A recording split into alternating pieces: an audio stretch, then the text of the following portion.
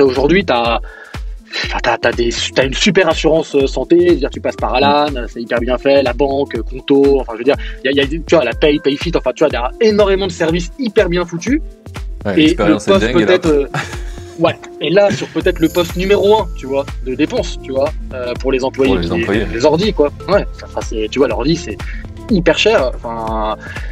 Et ben il y a, tu vois, on voyait en fait, et même nos potes dans les autres boîtes et tout, enfin, les startups, les PME se comportaient comme des particuliers, quoi. Ils allaient acheter leurs trucs à la Fnac, sur Amazon, chez Apple, sans Ouais, c'est service ça. derrière, sans rien.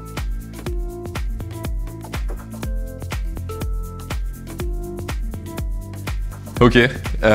Du coup, quand t'es parti de chez Gomor, t'as fait quoi? Et ben du coup j'ai monté Fleet T'avais avec l'idée Alex. déjà chez Gomor? Non, non, non, non. En fait, bon, on a d'abord décidé de monter une boîte ensemble avant de trouver l'idée. Oui, Donc, c'était ça. Vous le saviez depuis longtemps, d'après ce que j'ai compris. on le savait depuis longtemps et en fait, on a une approche très méthodique en fait de comment trouver l'idée, quoi. Donc, Vas-y, je on suis a mis chaud un certain d'entendre nombre de ça. critères sur un Excel, quoi. Tu vois, est-ce qu'on monte une boîte en B2B ou en B2C, tu vois? C'est deux choses différentes, tu vois. Donc on a décidé de faire du B2B parce que ça correspondait plus en fait, in fine, ça correspondait plus à nos envies et à nos qualités. Ensuite, on a mis des critères assez financiers, hein. On s'est dit, voilà, on veut un gros panier moyen, on veut de la récurrence, on veut des opérations, tu vois, pas seulement de la tech, des opérations. Tu vois, on a mis un certain nombre de critères sur un Excel. Donc à partir de ces différents critères, ensuite, on a regardé un peu les tendances, tu vois, les tendances à l'époque, hein, tu vois. Aujourd'hui, on pourrait dire, je sais pas, les tendances, tu vois, c'est le Web 3, Ouais. le podcast, c'est une tendance, tu vois, enfin, les nouvelles tendances, ça change souvent, tu vois. À l'époque, il y avait plusieurs tendances, et il y en avait une notamment qui était de la possession à l'usage, tu vois, from ownership to access. Donc, enfin, c'est-à-dire qu'il y a toujours une tendance aujourd'hui, hein, mais je veux dire, c'était vraiment à la mode à l'époque. Bon, tu vois, enfin, je sais pas, plutôt que d'acheter des DVD, t'as un abonnement Netflix, plutôt que d'acheter de la musique, t'as un Ouais. abonnement Spotify, plutôt que d'acheter une trottinette, voilà, tu Tu la prends loues. Uber, Jump, etc., etc. Bon. Et du coup, dans cette tendance, il y avait le leasing, enfin, donc la location longue durée d'assets assez chers. Et il y a eu plusieurs trucs qui nous ont mis la puce à l'oreille. Le premier, c'est que chez Gomor, on avait en fait trois verticales. On avait location entre particuliers, covoiturage, et on faisait aussi du leasing de voitures aux particuliers.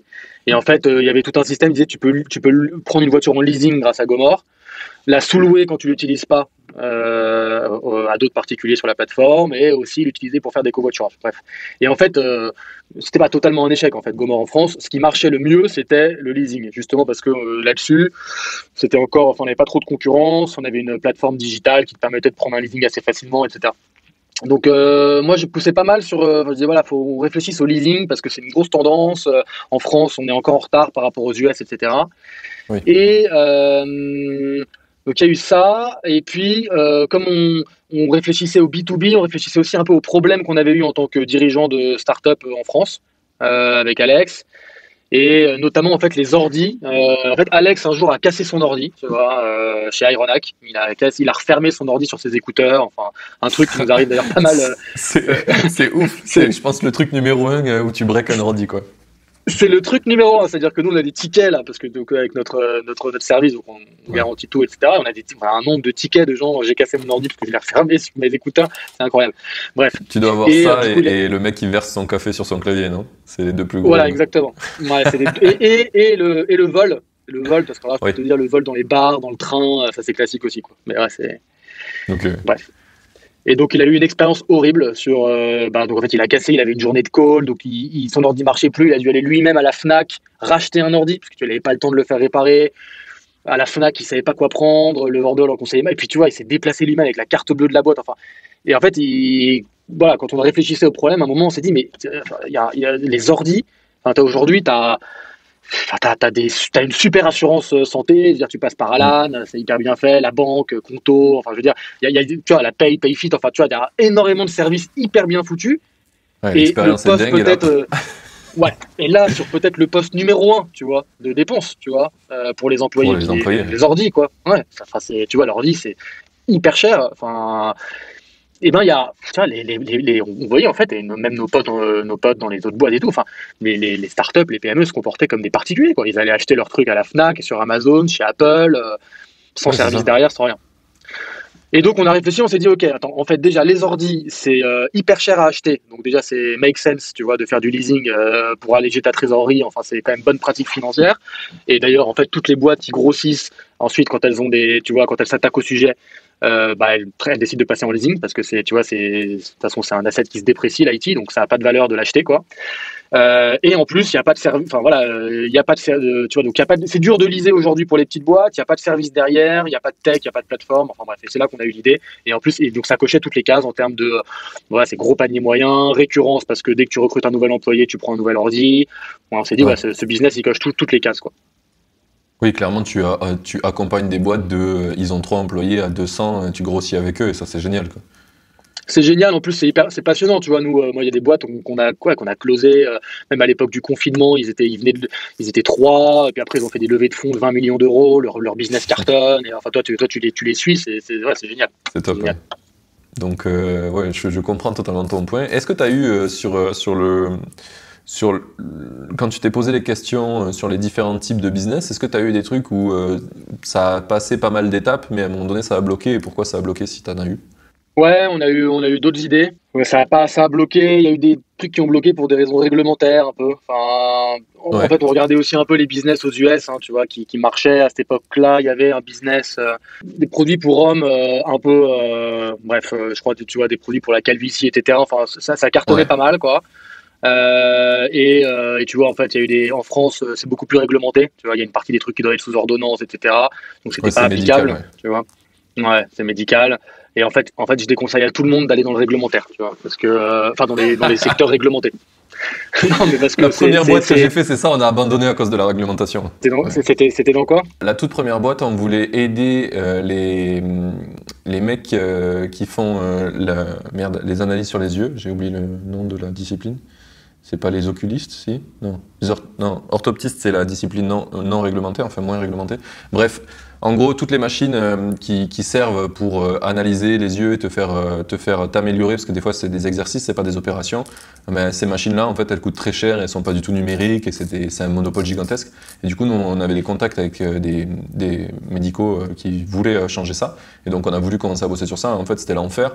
Du coup, on est passé dans le paramédical avec les orthoptistes pour avoir un peu plus de chance. Mais même là, avec des données qui n'identifiaient pas les gens, donc c'était juste leurs yeux, comment ils réagissent, comment ils arrivent à lire, tu vois, sans qu'on puisse savoir qui c'est pas l'iris, tu vois, qu'on prenait en photo. Eh ben, on nous a demandé à l'époque, c'était il y a 7 ans maintenant, d'avoir un serveur certifié agréé données de santé. Et à l'époque, il n'y avait pas aucun hébergeur OVH, AWS ne l'avait. Il fallait un hébergeur spécialisé, ça coûtait 20 000 euros par an qu'il fallait payer d'avance. T'es là. Ouais, ouais, Euh, ok. Eh ben non. ouais, Et du c'est coup, on a clair. arrêté, mais il y avait des millions de barrières à l'entrée. Il fallait qu'ils puissent Ouais, venir sur site, auditer nous, là où ouais, on bossait dans les bureaux. Enfin, t'es là, tu te dis, mais quoi? ouais, Ouais, ouais. le secteur Ah ouais, réglementé, non, c'est mais l'enfer. ouais, secteur réglementé, c'est compliqué. Il y a peu de, tu vois, il y a peu de boîtes qui arrivent à vraiment percer. Euh, et ouais, bon, voilà, c'est pas, enfin, je pense on a fait un bon move de pas essayer de se mettre Bah, là-dedans. Puis ça peut être clairement. frustrant parce que tu vois, t'es ralenti par essayer d'obtenir tel agrément ou être obligé de t'associer à tel ou tel partenaire parce que voilà, c'est obligatoire. Bref, et du coup, en fait, t'as pas la liberté de développer ton business comme tu le sens, quoi. Ouais, ouais, bah, en ce moment, je pense qu'il y a beaucoup de gens qui le vivent, ça, dans le monde de la crypto. Si tu veux monter une boîte de crypto, le monte pas en France. Même si tu habites en France, ne fais pas ça. La réglementation, Mm. elle est hardcore. Il y a des gens qui ont monté des exchanges de crypto où ils n'ont pas le droit d'avoir d'inscrits tant qu'ils sont pas validés par le truc de la monnaie là, qui gère ça, je sais plus comment ça s'appelle, mais c'est un enfer, t'attends des années pour rien, pour qu'à la fin on te dise non, tu l'auras jamais, l'agrément. Ouais. Mm. C'est Ouais, vraiment c'est clair. très très dur quand tu es dans des milieux très très réglementés. Après c'est bien, ça protège les gens, mais en tant qu'entrepreneur c'est horrible. Et même des fois je pense que c'est pas Mm. utile pour les gens non plus, mais C'est la volonté. Ouais, ça dépend. Après, voilà, il y a des succès, tu vois. Il y a Alan, je veux dire, dans l'assurance santé, bon, bah, ils ont réussi à avoir Ouais, un agrément assez rapidement. Ça faisait des décennies qu'il n'y avait pas eu de 20 nouveaux ans, acteurs qui je avaient eu crois. un agrément. Ouais, ouais, Ouais, c'est ça. c'est des ouf. Ouais. Voilà, c'est vrai qu'après, une fois que tu as ça et que tu avais juste besoin un peu de ça pour dérouler, du coup, tu as peut-être aussi un peu moins, enfin, tu as une concurrence, enfin, t'as une barrière à l'entrée, donc du coup, voilà, Oui, t'as un edge t'es incroyable, c'est sûr. sécurisé. Ouais, ouais. Mais par exemple, sur tout ce qui est côté indie maker, si tu veux monter des trucs seul, ta boîte, un marché réglementé, ça va être horrible. Il faut que tu aies des levées de fonds, il faut que tu aies des acteurs qui soient très proches de la politique pour t'aider. Je sais que U2U, la boîte que je t'ai parlé, qui fait rien de très réglementé, enfin à l'époque, c'était la livraison, monsieur tout le monde pouvait devenir livreur, tu vois. Ben, rien que pour ça, on était obligé d'avoir des... euh, on était avec les mêmes investisseurs que Blablacar, là, je sais plus comment il s'appelle, mais en gros, ils nous faisaient du coaching pour savoir comment on allait parler publiquement, pour avoir l'opinion publique et la politique qui va en ta faveur. Ils nous disaient qu'ils allaient faire des... Alors, c'est pas de la... Bref, tu sais, ils invitaient des politiques européens pour leur dire venez, on vous paye un resto, on vous explique ce qu'on fait, etc. Donc sans que ça soit de l'argent passé en sous-main, là, parce que ça c'est illégal en Europe, tu peux pas le faire, mais tu as quand même un vrai politique à faire, sinon tu te fais bloquer parce que tu es en train de créer quelque chose qui est hors de les réglementations. Et si on te présente mal, ben, on dit c'est de la merde et c'est fini pour toi quand on te fait fermer boutique. Ça, c'est Mm. très très dur, quoi. Donc Ouais. t'es obligé de t'entourer, quoi. Tu peux plus faire des trucs en indépendant Ouais. sur des marchés très réglementés.